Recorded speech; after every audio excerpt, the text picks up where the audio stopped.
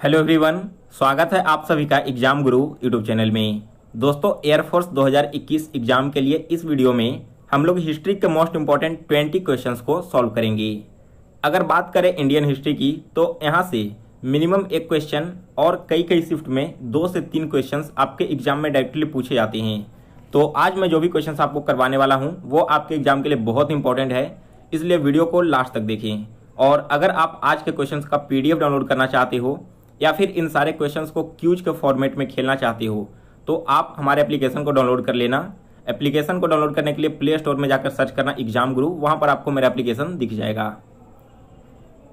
Application का icon कुछ इस तरह का है, तो आप इसे प्ले स्टोर से डाउनलोड कर लेना। और PDF डाउनलोड करने के लिए आप मेरे टेलीग्राम चैनल को ज्वाइन कर सकते हो। टेलीग्राम चैनल का लिंक मैंने इस वीडियो के डिस्क्रिप्शन बॉक्स में दे रखा है। चलिए दोस्तों, अब आज का वीडियो शुरू करते हैं। देखिए, सबसे पहला क्वेश्चन है, अंग्रेजी संसद में भारत सरकार अधिनियम कब पारित हुआ था? दोस्तों, अंग्रेज की जो संसद है, ब्रिटिश पार्लियामेंट, वहां पर भारत सरकार अधिनियम पारित हुआ था 1858 में। जब 1857 में रिवॉल्ट हुआ था, 1857 की क्रांति, इसके बाद जो ब्रिटिश क्राउन है उन्होंने पूरी सत्ता को अपने हाथ में ले लिया था और उसी समय ब्रिटेन में पास हुआ था भारत सरकार अधिनियम। कब हुआ था? 1858 में। तो ईयर आपको केवल याद रखना है। आगे चलते हैं, देखते हैं दूसरा क्वेश्चन क्या है। तो देखिए, दूसरा प्रश्न है यहाँ पर, भारतीय राष्ट्रीय कांग्रेस का 1896 का अधिवेशन निम्नलिखित में से किसके लिए विख्यात है? इंडियन नेशनल कांग्रेस का अधिवेशन हर साल करवाया जाता था अलग अलग शहरों में, लेकिन जो 1896 में यह अधिवेशन हुआ था यह इसलिए फेमस है क्योंकि यहीं पर पहली बार राष्ट्रीय गीत को गाया गया था। जो हमारा राष्ट्रीय गीत है वंदे मातरम, उसे सबसे पहले 1897 के अधिवेशन में गाया गया था। दोस्तों, बात करें राष्ट्रीय गीत की तो इसकी रचना बंकिम चंद्र चटर्जी ने की है। और इसे कहाँ से लिया गया है? तो उनका एक उपन्यास है आनंद मठ, उसी आनंद मठ उपन्यास से इस राष्ट्रीय गीत को निकाला गया है। तो आपसे क्वेश्चन इस तरह से भी पूछा जा सकता है कि हमारे देश का जो राष्ट्रीय गीत है वो कहाँ से लिया गया है? तो आपको याद रखना है आनंद मठ उपन्यास से। और किसके द्वारा लिखा गया है? तो बंकिम चंद्र चटर्जी के द्वारा। चलिए आगे बढ़ते हैं तीसरे क्वेश्चन की ओर। थर्ड क्वेश्चन है, निम्नलिखित में से किस गवर्नर जनरल को भारतीय प्रेस का मुक्तिदाता कहा जाता है? दोस्तों, भारतीय प्रेस का मुक्तिदाता कहा जाता है सर चार्ल्स मेटकॉफ को, यानी कि बी ऑप्शन इस क्वेश्चन का करेक्ट आंसर है। वे जब भारत के वायसराय बने थे तो उस टाइम उन्होंने भारतीय प्रेस को काफी छूट दी थी, जिसके कारण से उन्हें इसका मुक्तिदाता कहा जाता है। नेक्स्ट है इसके बाद क्वेश्चन नंबर 4। क्वेश्चन क्या है, स्वतंत्रता आंदोलन के दौरान रविंद्रनाथ टैगोर ने नाइटहुड की उपाधि किस घटना के विरोध में वापस कर दी थी? देखिए, सबसे पहले तो मैं आपको बता दूं कि 1915 में रविंद्रनाथ टैगोर को नाइटहुड की उपाधि दी गई थी, लेकिन जब 1919 में 13 अप्रैल 1919 को जालियांवाला बाग हत्याकांड हुआ था तो उस समय रविंद्रनाथ टैगोर ने अपनी उपाधि वापस कर दी थी। अब आपको कमेंट करके बताना है कि 1919 में जो जालियांवाला बाग हत्याकांड हुआ इसके लिए कौन जिम्मेदार था? नाम आप सभी लोग इस वीडियो के कमेंट बॉक्स में बताइएगा। नेक्स्ट है क्वेश्चन नंबर 5 क्वेश्चन है, मुस्लिमों के लिए अलग मतदाता दल के लिए किस कांग्रेस अधिवेशन को जाना जाता है? तो दोस्तों, यह जाना जाता है लखनऊ अधिवेशन 1916 को। देखो, लखनऊ अधिवेशन 1916 यह भी आपके मॉडर्न हिस्ट्री में काफ़ी फेमस है। इसके पीछे का रीजन क्या है? तो देखिए, जब सूरत स्प्लिट हुआ था, सूरत विभाजन, तो उस समय इंडियन नेशनल कांग्रेस में 2 दल बढ़ चुके थे, एक मॉडरेट थे और एक एक्सट्रीमिस्ट, यानी कि गरम दल और नरम दल। दोनों को एक बार फिर से मिलाने के लिए लखनऊ अधिवेशन रखा गया था 1916 में, जिनमें दोनों पार्टियों को वार्ता के लिए एक ही मंच पर बुलाया गया था। और यहाँ पर जो INC का अधिवेशन हुआ था, इसके अध्यक्ष का नाम आपको याद रखना है, यह क्वेश्चन पूछा जा सकता है। तो दोस्तों, यहाँ पर अध्यक्षता की थी अंबिका प्रसाद मजमूदार ने। तो यहाँ पर आपको 3 चीजें याद रखनी है। पहला तो कि लखनऊ अधिवेशन हुआ क्यों था? तो नरम दल और गरम दल को मिलाने के लिए। इसके अलावा मुस्लिमों के लिए अलग मतदाता दल भी यहाँ पर बना था। और दूसरी चीज याद रखनी है आपको कि इसकी अध्यक्षता की थी अंबिका प्रसाद मजमूदार ने। नेक्स्ट है इसके बाद क्वेश्चन नंबर 6। भारत में पहली यूरोपीय बस्ती किस स्थान पर स्थापित की गई थी? दोस्तों भारत में सबसे पहली यूरोपीय बस्ती बनी थी केरल के कोच्चि शहर में। ए ऑप्शन इस क्वेश्चन का करेक्ट आंसर है।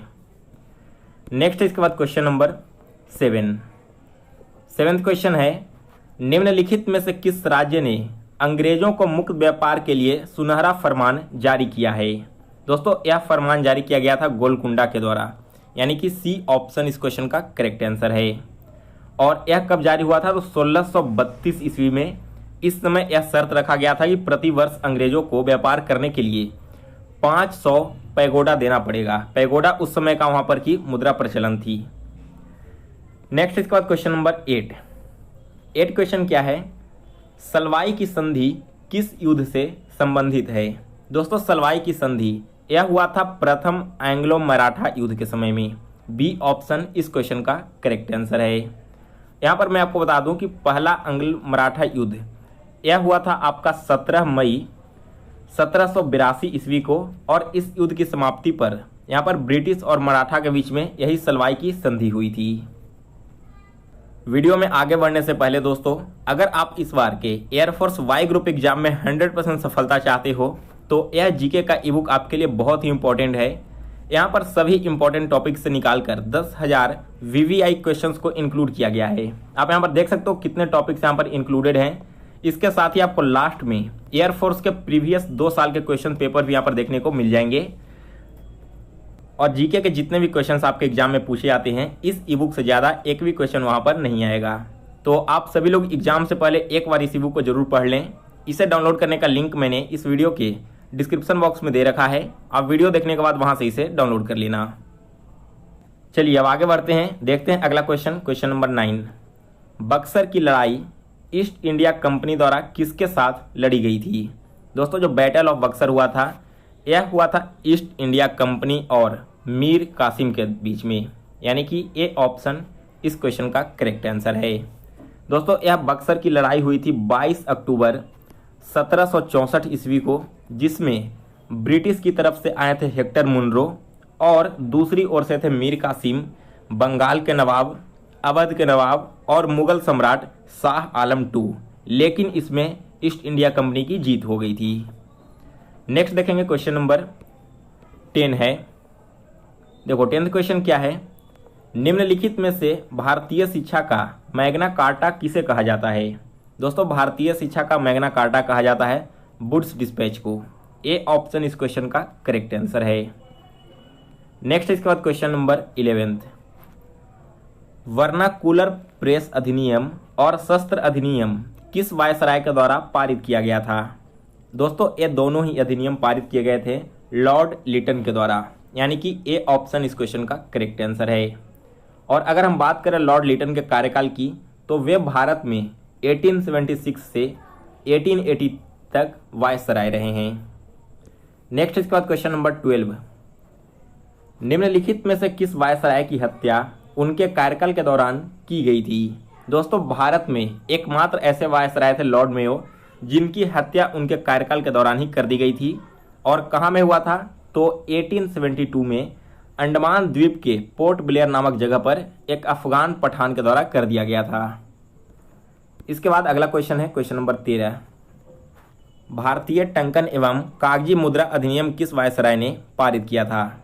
यह पारित किया गया है लॉर्ड कर्जन के द्वारा 1899 में। इसके बाद अगला क्वेश्चन है क्वेश्चन नंबर 14, निम्नलिखित में से किसे मराठा मैकियावेली कहा जाता है? दोस्तों मराठा मैकियावेली यह कहा जाता है नाना फडणवीस को। अगला क्वेश्चन है क्वेश्चन नंबर 15, श्रीरंगपट्टनम की संधि का संबंध किस युद्ध से है? दोस्तों यह इस संधि का संबंध है आपके तृतीय एंग्लो मैसूर युद्ध से। बी ऑप्शन इस क्वेश्चन का करेक्ट आंसर है। और यह श्रीरंगपट्टनम की संधि हुई कब थी? यह हुआ था 18 मार्च 1772 ईस्वी को। ब्रिटिश की तरफ से लॉर्ड कॉर्नवालिस थे और दूसरी ओर से यहाँ पर थे टीपू सुल्तान। इन्हीं दोनों के बीच में श्रीरंगपट्टनम की संधि हुई थी। सो गाइज आज के वीडियो में बस इतना ही। तो अगर आपको यह वीडियो पसंद आया हो तो इसे लाइक शेयर कर दें, और अगर आप इस चैनल पर नए हो तो चैनल को भी सब्सक्राइब कर बेल नोटिफिकेशन को ऑन कर लें। साथ ही दोस्तों आप हमारे टेलीग्राम चैनल को ज्वाइन कर सकते हो एग्जाम गुरु सर्च करके, वहां पर आपको सारे पीडीएफ एक साथ मिल जाएंगे। इसके अलावा अगर आप डेली जीके क्यूज और मॉक टेस्ट देना चाहते हो तो आप हमारे एप्लीकेशन को डाउनलोड कर सकते हो। प्ले स्टोर में जाकर सर्च करना एग्जाम गुरु, वहां पर आपको रागा और इंग्लिश के कंप्लीट मॉक टेस्ट देखने को मिल जाएंगे, जो कि बिल्कुल ऑनलाइन रियल एग्जाम के जैसे होंगे। तो आप सभी लोग अभी से एग्जाम तक डेली एक एक मॉक टेस्ट वहां पर अटेंड करना, जो कि आप सभी के लिए फ्री ऑफ कॉस्ट है। तो कल मिलेंगे फिर से एक नए वीडियो के साथ, तब तक के लिए जय हिंद जय भारत।